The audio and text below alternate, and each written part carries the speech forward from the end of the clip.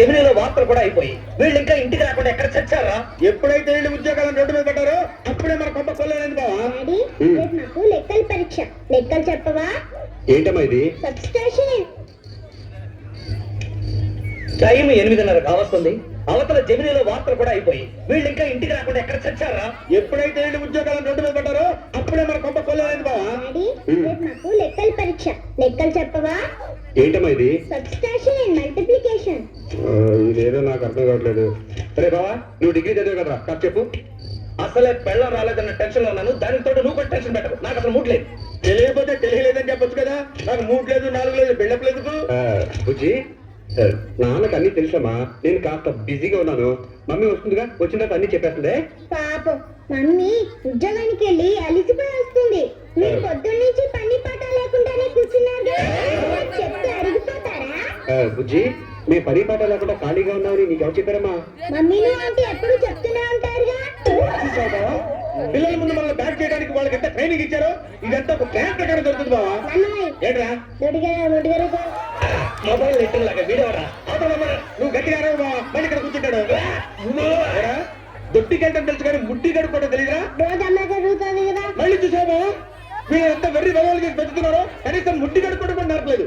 రానే వస్తారుగా. త్వరగా వరం నాన్న, ఎండిపోతాను. దొడ్డికెళ్ళి కడుక్కోకపోతే ఎండిపోదురా. మరి ఎండిపోదు. అరే రాంబాబు, ఇక్కడ ఏం చేస్తున్నావమ్మా? ఏం పర్లేదు కానీ ఫుడ్ మీద వెళ్ళిపోతుంది కానీ. ఎవరిని చూసి ఏం మాట్లాడతావో తెలుసుకున్నా నీకు అసలు? ఏం మాట్లాడేటా? నువ్వు ఎప్పుడు కనుకోలేదా?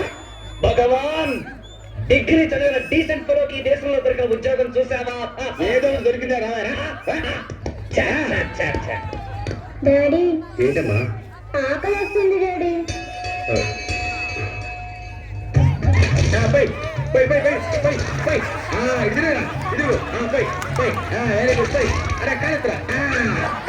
ఏం గబ్బురా బాబోయ్, వీళ్ళని ఎత్తుకుని బుజ్జి బుడ్డి అని ఎలా ముద్దులాడతారా బాబోయ్? రేపు పొద్దున్న నీకు కొడుకు పుట్టి వాడు దొడ్డి కూర్చుంటే అప్పుడు తెలుస్తురా నీకు ఈ కప్పు కథ. పిల్లలు ఆటలాడుతున్నారా? నాకు రాదు అసలు. ఎందుకైనా ఇప్పుడే అలవాటు చేసావు వేస్తుంది. అబ్బా ఏం పిల్లలరా బాబు. అయితే లోడింగ్ లేకపోతే అన్లోడింగ్. ఇది తప్పితే వేరే పని లేదా వాడికి? ఏం చేయమంటావు బావా?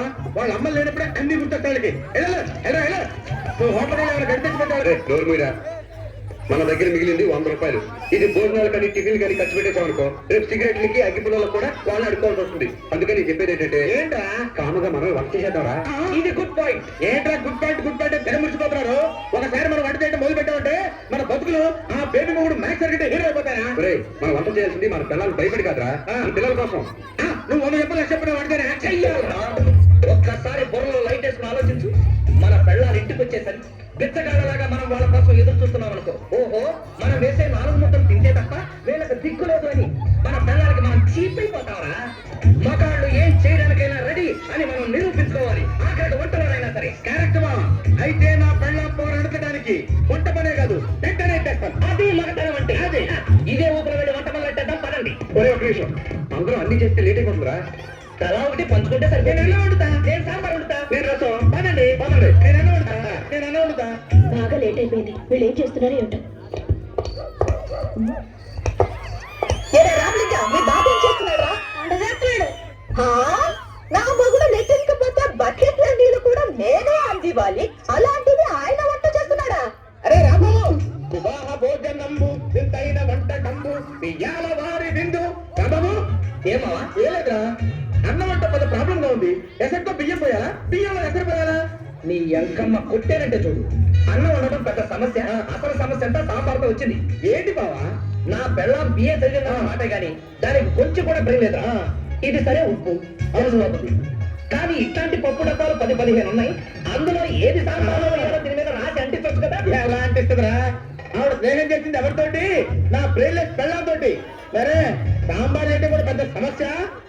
ఆ పప్పు కొంచెం ఆ పప్పు కొంచెం ఆ పప్పు కొంచెం కలుపుకుంటే అదే సాంబార్ అయిపోతుంది. అద్భుతమైన ఐడియా. అప్పుడు అది సాంబార్ అవుతురా, కిచిడి అవుతుంది. ఏంట్రా మనం వండిందే అన్నాం, మనం పెట్టిందే రసం. రసం అంటే గుర్తొచ్చింది. తమరి రసం ఎంతవరకు వచ్చింది బాబు? నూనె అంటే అయిపోతుందిరా, కానీ కారం దగ్గర చిన్న డౌట్, వెయ్యాలా వద్దా అని. కారం వేసి ఒక రసం, కారం వేయకుండా ఒక రసం పెట్టు. బాగుంటే మనం మన పిల్లలు తింటాం, లేకపోతే కుక్కలకు వేస్తాం. అవి కూడా తినకపోతే మన పిల్లలు మహన్ రెండు ఒకటే కదా.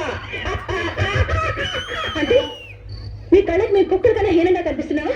ఓహో, ముందు ముందుగానే వచ్చి మా మాటలన్నీ నక్కి నక్కి వింటున్నారా? వినబట్టే కదా మీ గుండు బుద్ధి బయటపడింది. ఒళ్ళు దగ్గర పెట్టుకొని మాట్లాడు, లేకపోతే పళ్ళు ఊడతాయి. రసంలో కారపొడి వెయ్యాలో వద్దో తెలియదు కానీ నోరు పారేసుకోవడం మాత్రం బాగా తెలుసు. ఓయ్, రసంలో కారప్పొడి కాకపోతే ముక్కుపొడి వేస్తాం. అడగడానికి మీరెవరే? ఎందుకంత లేటు? బస్సులో ఒక రౌడీ వెధవ నాకు సైట్ కొట్టాడు. అందమైన ఆడపిల్లని చూస్తే నీకు ఒళ్ళు తెలియదని క్లాస్ ఇచ్చి వచ్చేసరికి లేట్ అయింది. ఏంటే నీకు స్ట్రైట్ గా సైడ్ కొట్టాడా? కొట్టాడు. ఇలా రా. ఇలా రా ఇక్కడ. ఎందుకండి పిలిచాను? నిజంగా మన రొమాంటిక్ లైఫ్ మీద ఒట్టు పెట్టి చెప్పవే. నీ ఫేస్ చూసి వాడు స్ట్రైట్ గా సైడ్ కొట్టాడంటవా? నిజంగా కొట్టాడండి. వాడు ఎవరితో నిజంగా సైట్ ఏమి ఉంటుంది? అయినా మీతో వాదిస్తూ కూర్చోడానికి మాకు తీరట్లేదు. అసలే పాపం పిల్లలు ఆకలితో ఉన్నారు. వెళ్ళి వంట చేయాలి. పిలవండి. వదలవే. మీ పని మీరు చేయలేరు కాబట్టి ఈ పని మేము చేస్తున్నాం. మీకంటే మేము గొప్ప నిరూపిస్తాం. గ్లాసు పట్టుకున్నా గరిటె పట్టుకున్నా మగోడే. వంట మేమే చేస్తాం. ఏంటి మీరు చేసేది వంట? అది బియ్యం కాదు, నూకలు. తింటే కడుపు నొప్పి వచ్చి చేస్తారు. ఇదిగో, అది నూనె కాదు, ఆవు. దాంతో రసం పెట్టుకుని తింటే లూజ్ మోషన్స్ అయ్యి పై ప్రాణాలు కింద నుంచే పోతాయి. ఇది మాత్రం ఉప్పే కన్ఫర్మ్. ఏంటి కన్ఫర్మ్? అది ఉప్పు కాదు, చీమల మందు. అది వేసి సాంబార్ పెడితే బొందితో నరకరిసిపోతాను. హత విధి. చిన్న